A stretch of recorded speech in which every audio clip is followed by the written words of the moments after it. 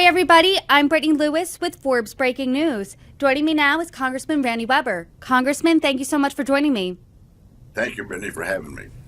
Of course, a really important conversation today. Congress will vote on Homeland Security Secretary Alejandro Mayorkas' impeachment. And earlier this month, you said that you believed he should be impeached. Can you walk us through why? Well, how much time do you have is my first question. But listen, I served 4 years in the Texas House. And I don't know if you know that, before I got demoted to Congress. And so I was actually on the border. I was vice chairman of the Borders Committee my second term. 2009 to 2012 was when I was there, Texas legislature. It was bad then, Brittany. It is multiple times so much worse now. It's unbelievable. For Mayorkas to say that we have operational control of the border is a flat out lie. He has, in my opinion, he has disrespected his duties, his oath of office. He has done nothing, along with the quote-unquote border czar, that would be the vice president, to actually secure the border. I've kept up with this for a long time. You know, if you go back to 2009, what's that, 15 years ago, I've watched it get completely out of control. And to sit in front of Congress and testify that he has operational control is just nothing but a lie. And I do, before we get more into Mayorkas, you represent Texas's 14th congressional district. You went to the border recently. Can you please explain what you saw down there, and maybe for us who don't live in a border state, what is missing from the national conversation? Well, a couple things. First of all, I've been to the border multiple times. And for those of you who don't live in a border state, and I get that sentiment, but I would proffer this idea too, and that is, with illegals coming in hundreds of thousands at a time, indeed millions at a time, and they're all making their way into more and more of the 48 lower 48 states, I guess I should say. Everybody basically is getting hit by the fact that our border is wide open. And so I wouldn't say that you don't live in a border state, because it's one of those movies coming to a theater near you. If you haven't seen it, you're going to see it. It's getting worse and worse and worse.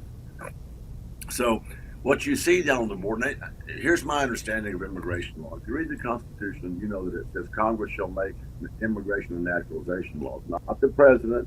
When Obama did his, I got a phone, I got a pen, I'll institute doctor, he violated, for constitutional lawyers, quote unquote, he violated the Constitution, in my opinion. You know, we're supposed to make those rules. There's 3 reasons, as I recall them, where somebody can actually apply for asylum over here. Number 1, their government, where they live, is persecuting them. Number 2, they're persecuted for their religious preference. Or number 3, they're persecuted because they're part of a group. It might be a church group, it might be a social group, it might be whatever kind of group. You know, your heart goes out, Brittany, to the less fortunate people than us that live south of us. But we cannot be the charity for the world. And let me tell you why I say that.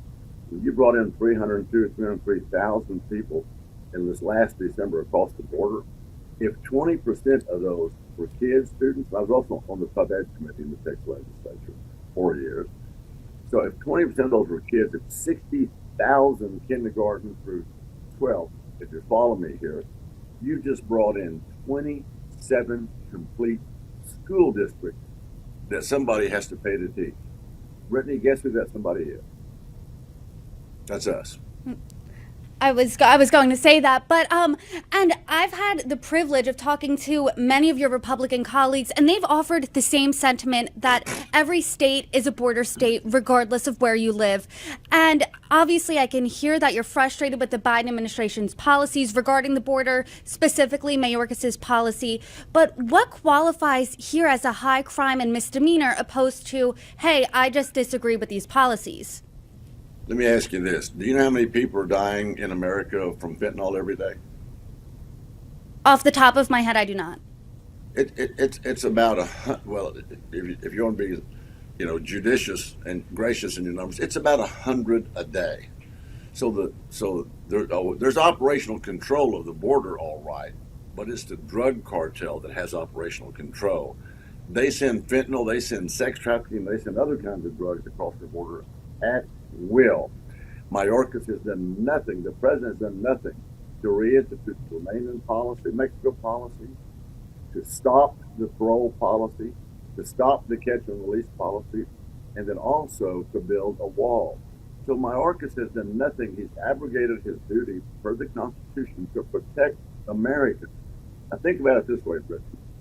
If you've got 100, some people say as high as 300 people a day, just math, dying from fentanyl every day. 18 to 45, it's 18 to 45, it's the highest killer of I can ever even remember. If you had 100 to 200 people a day going down in airliners, crashing and killing 1 to 200 Americans a day, how long do you think that would go on, Brittany, before there was a national outcry? I mean, probably not long at all. Right. So why isn't the president, you say his policy, I don't think he has a policy. I don't think Alexander Mayorkas has a policy. Their policy is to turn, and so is the vice president, who's supposed to be the czar, border czar. They turn a blind eye and ear to the border, and they act like it's no big deal. In Texas, as you know, there's about 2,000 miles United States border with Mexico. Texas has almost 2/3 of that, 1,200 miles, give or take, and we're bearing the brunt of this. Our great Governor Abbott's doing the right thing. He's putting up barriers, barricades, and now the president is suing him to take them down. The president's not protecting our border. Now he's trying to prevent the governor of the great state of Texas from protecting the border. I'll use this word, it's blasphemy. I do want to ask you about a bipartisan border deal coming out later, but I want to quote someone and then get your reaction to that, because Fox News' legal analyst Jonathan Turley said this about the Mayorkas impeachment. Secretary of Homeland Security Alejandro Mayorkas has been denounced as dishonest, duplicitous, and derelict by his critics. In my view, all of those things are manifestly true. It is also true, in my opinion, that none of those things amount to high crimes and misdemeanors warranting his impeachment. When you hear that, what's your reaction? Again, I go back to the question that I posed earlier. If there's 1,000 people a day, or whatever it is, it's 100 people a day, I'm sorry, being killed, injured, maimed, and there's also sex crimes, rape, there's violent assault, homes that are burglarized, cars that are stolen. I've witnessed when I was in Texas lecture, I watched a video of drug runners running from the police, crashing at 80 miles an hour in a stolen vehicle, running through intersections, T-boning a Suburban and killing all 5 Texans inside.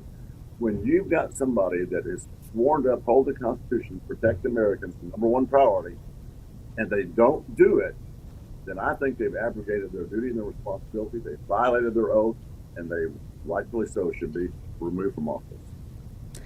I hear how passionate you are about this issue, and as you know, a bipartisan group of senators have been working on a border security deal. So is this something that you would support? I haven't seen it yet, but from what I hear, no. And what are you hearing that you can't get on board with this? Because as you know, it is bipartisan. Well, bipartisan, Mark Twain had an interesting observation, Brittany. He once said that oftentimes the majority simply means that all the fools are on the same side. Okay, so maybe that's applicable in this instance too. When their plan, as I've been told, says that they'll guarantee that 5,000 can come across the border. Our lights are off here, but we'll get them fixed. That 5,000 a day can come across the border illegally. Now, people say sometimes, Brandy, you don't like immigration. You just don't like immigration. You're against immigration. I said, no, that's not true. My great-grandfather and my grandfather came over on the boat from Germany. I wouldn't even be here if it wasn't for immigration. But they did it the right way. Again, we cannot be the charity for the world. My great-grandfather and grandfather came over to build the country. They applied. They came across the boat. They got their permission, if you will. And for those who want to come to here illegally, what does that say to the people who are waiting in line, who are doing it the correct way, and they're just bypassing all of them? It says that they don't give a hang about our laws. They don't give a hang about the sovereignty of our country, and they're going to do whatever darn well pleases them, irrespective of who it hurts. It's a travesty.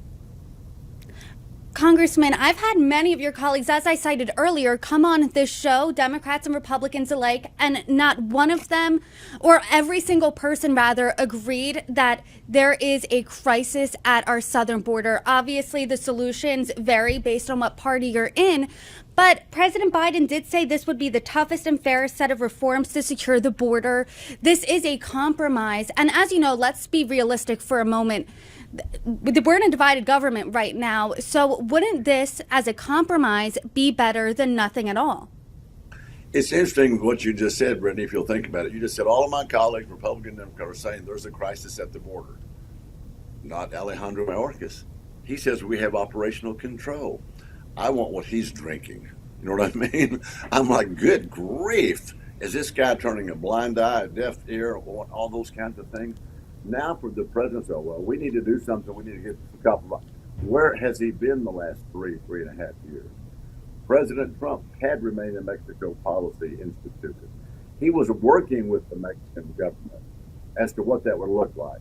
And by the way, I went down to meet with the Mexican president last week with Michael McCall's Foreign Affairs Committee, and we talked to him and some of his cabinet members about things they're doing. They're working to help us too because they don't want this coming up through Mexico. They don't. And what we've done is put them in the middle, like the president did.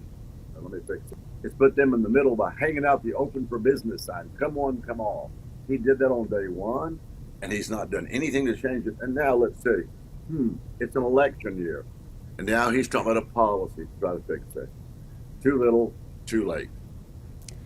So based on what I'm hearing, you're saying this is an election year. As we know, former President Trump doesn't want this deal to pass. He specifically said at a rally, I believe, blame it on me. Is the reason many House Republicans are not getting behind this bill and the text has not been released yet is because President Trump is not behind it? Because I don't think critics are saying this is a political football. Is it? Well, critics, I will define critic for you at a later time.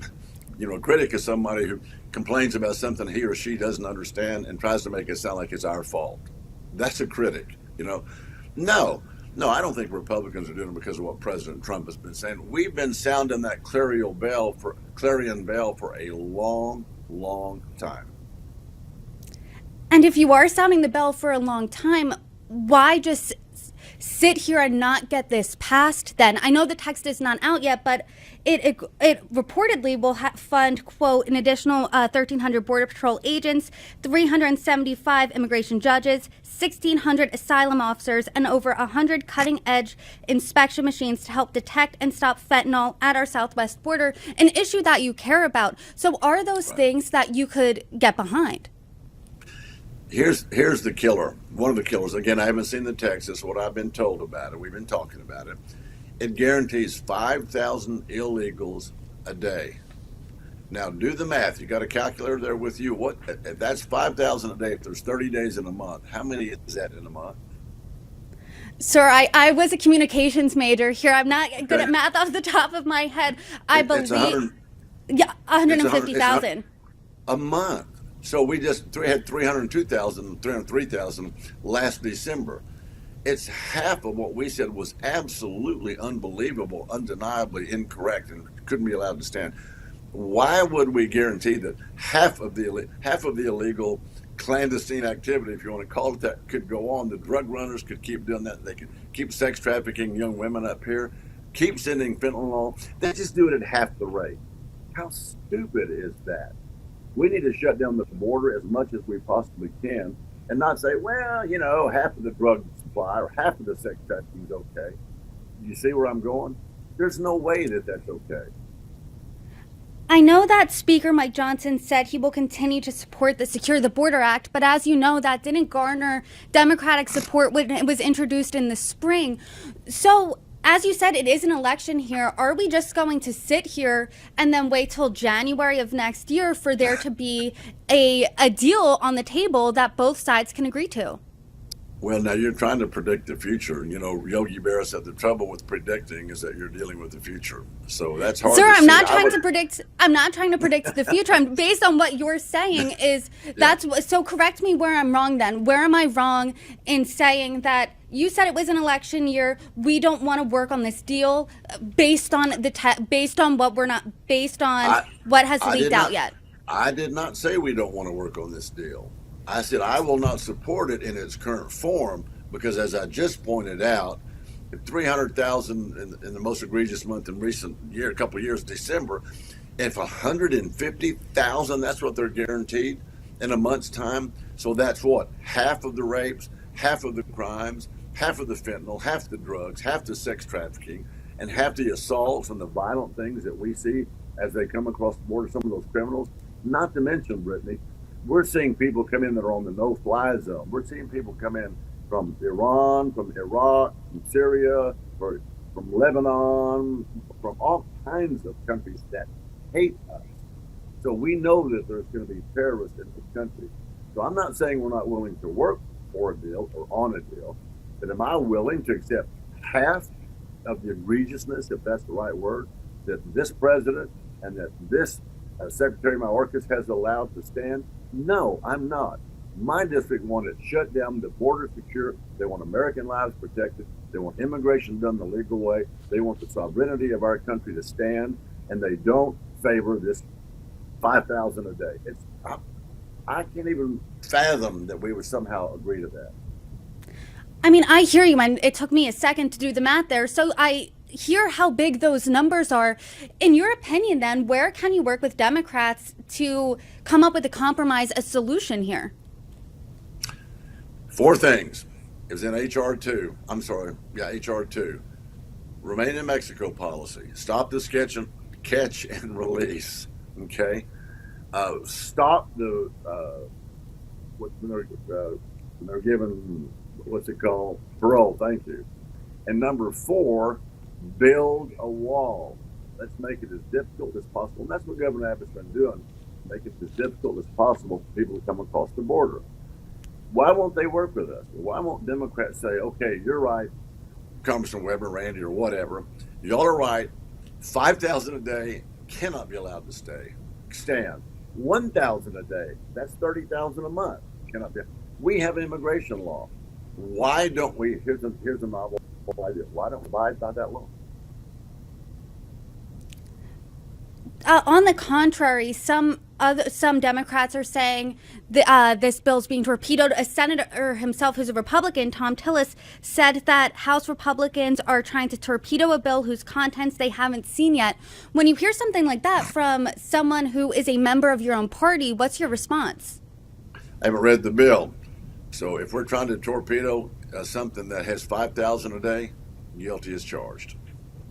Well, Congressman, we will leave it at that. Thank you so much for the conversation. You're welcome back anytime. Hopefully you do come back when we do see the text of this bill. Thank you so much. Thank you, Brittany. Have a good day.